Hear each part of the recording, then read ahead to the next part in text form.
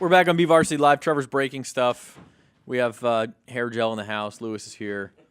We're rocking and rolling. Centennial Baseball here. They start their playoff journey tomorrow, quarterfinals against Bullard High School at 3:30. Why the time change anyway? We're trying to stay away from rain. Okay. Rain is coming in later in the Yeah, evening. and I was actually thinking about that because it may rain this afternoon. We might be getting a softball, baseball twofer tomorrow at Centennial possibly if they don't get that game in today. They're also playing Bullard, actually.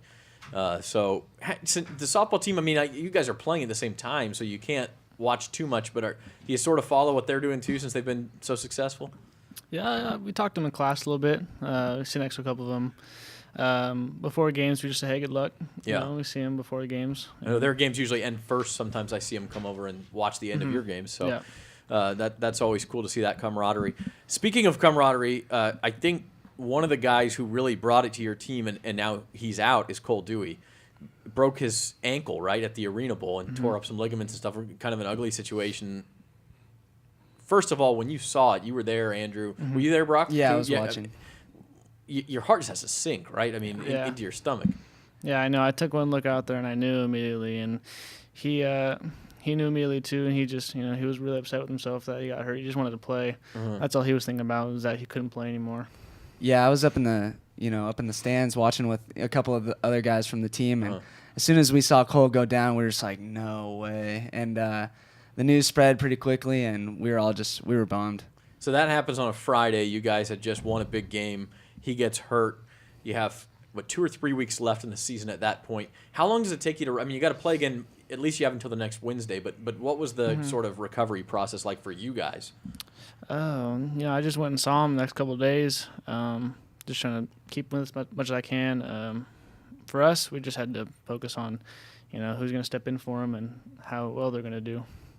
How influential was it for him to be out there in the wheelchair, sitting next to the dugout, in that very next game on that Wednesday? That was the cool thing, is that he was back. Yeah, it was huge. He hasn't. I don't think he's missed a practice since he's been hurt, and it's big. We look over and every game, and we see him just sitting right there supporting us, and we're just trying to rally up and just get it done for him. As you propose Critchlow Central Section, he can hit in a wheelchair and then have like a ghost runner. Right, a ghost runner behind there.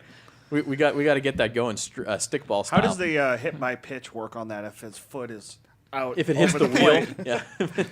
Well, now he's got a little scooter that he scoots around. Oh, does he? Yeah. All right, so he can go for it then. Those things don't move any faster than you can run. Anyway, so let's get it going.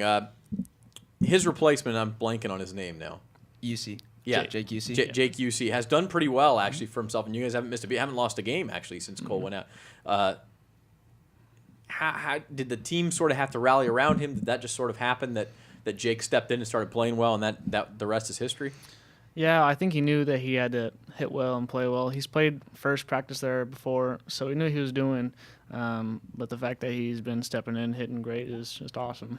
Yeah, he's a pretty versatile player, and really it's just been a team effort, and we've just kind of all rallied up and stepped up and just been able to get it done so far. Going back to that Friday night when it happened, is there thoughts that weekend of it's over, our senior season, we're not going to make it now? I mean, does that roll through your head at some point? Yeah, we didn't want to think like that, and I don't think Cole would have wanted us to think like that either. He just wanted us to keep pushing, win as many games as we can. Initially, yes. I saw you smile when I said that. I mean, Cole was having a good year, and he was providing he was hitting well. He's had a lot of RBIs, and he was just a big presence for us in the lineup and on the field. And initially, when he got hurt, we're like, "Oh, dude, what are we gonna do?" And but we've just been able to keep it going. Justin, you or Danny have to say anything to the team about that? Did you say anything, or did you just sort of let it play out? No, Coach Durham does a good job talking with the guys before every practice, really. He talks about certain issues. And of course, he brings up Cole. I mean, but all year, you preach to the guys. I mean, it's sadly enough, you're always one injury away from being a starter. And it's not just Jake that has come in and stepped in, because Jake was playing a lot of left field for us. So Jake moved into first, and now we have Justin Calm stepping in left field, who's platooned a little bit in both left and right. And he's really hit the ball over I think he's 6 for his last 8. And it's multiple guys surrounding Cole and playing really well. And it should be said, you're not the only team that has injuries. Bullard lost their pitchers, and other teams lose guys. And Stockdale lost a couple of key ones. And yeah. It just happens in athletics. It's part of being a good team and a championship team. Usually is being able to overcome that sort of stuff, unless you have, one of those magical seasons where just everything goes your way. But sometimes it's more special if it doesn't. Let's take a look at the roads to the championships in the other divisions real quick before we go to break. So we've seen Division 1. Here's Division 2. Edison, the number 1 CC. Bakersfield gets beat up yesterday by Sunnyside. North up to the mountain to beat Tehachapi. Out of D1 for the first time in years. Tony Silver keeps on winning. I think he's at 503 now. 502 or 503. Yeah. The Central Section record is, 512, 513? So if he comes back next year, Tony Silver will be right there. What's crazy is Sac Joaquin section just had their all-time winningest coach fired after 44 years, I believe. Gary Anderson up at Cordova had 980-some wins. People like that. Parents wanted to go a different direction, and here he is. He's been the coach there since I am the direction. 72. Yeah. And they let him go. It's the craziest thing in the world. Guy's got 900 some odd wins. People like that should get to choose when they walk away. Exactly. I think. So anyway, North now gets Hanford. That's a tough assignment tomorrow in Division 2. In the bottom half, we have Hanford West at Redwood, and then in all Visalia battle, Mount Whitney at El Diamante. So the road to the D2 title certainly leads through Visalia on that half. And in Division... They don't have to go far. Yeah, that's right. In Division 3, Independence beats Highland. Now they get two of the last 3 section championships in D4 Kerman has won.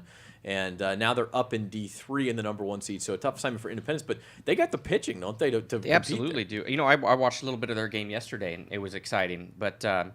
with Smith back in the lineup and back on the mound, he threw somewhere around 80 pitches yesterday. I don't know how effective he will be tomorrow or how many innings he will be able to go, but he's tough for anybody. I think they got some guys that can throw. And then they still have Connor Schooler, and then they've got the big lefty and sophomore Kevin Larson. So, they've got the arms. If somebody goes, somebody tires, they can get right back up there.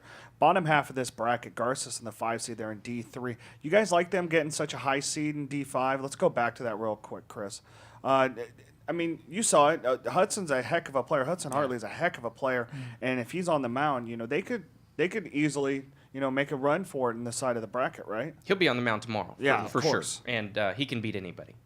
Yeah, and then if they were to win, they could meet Independence or Kerman in the semifinals, and he could go again and get him to Visalia if that's the way they choose to play it. In the bottom half of the D3 bracket.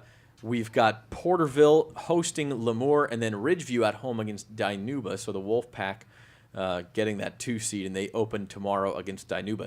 Division 4, a lot of Kern County action here in D4. Exeter is the number 1 seed, and then you see Emmanuel at Fireball. But in the bottom half of the bracket, it's a lot of Kern County with Bakersfield Christian as the number 3 seed. Let's show the bottom half of that D4 bracket. There we go. Bakersfield Christian is the 3 seed. And it's Taft at Golden Valley in all Kern County battle there. And Golden Valley and BCHS actually played in a D4 semifinal last year, and Austin Turner beat BCHS and got them to Rawhide. So could see a repeat of that. And then in Division 5, your number 1 seed is Cesar Chavez. They're the co-champs in the SSL. They face an SSL team in Arvin. And then how about Shafter, which got to host Kern Valley yesterday because Kern Valley's an HDL team and can't host. And as a 12 seed, they get to host another game because the 13 seed Liberty Madera beats Woodlake. And so Shafter gets 2 home games and possible route to the semifinals. Good for the Generals. That's awesome. And then they would face an SSL team, obviously, that they would know very well in the semifinals. So that's quite a road 6 possible of the for 7 Shafter. SSL teams still in the playoffs. Yeah, a few of them had byes, but that's definitely impressive. Bottom half of D5, Sierra Pacific hosting Carruthers, and Rosamond will be at CVC again with that HDL rule. Had to survive a trip to Washington Union, which I would say has to be the first 15 seed ever to host a playoff game. They lost it yesterday to Rosamond. In D6, Farmersville's the 1 seed. They get Kennedy, a winner over King's Christian. Parlier at Lindsay.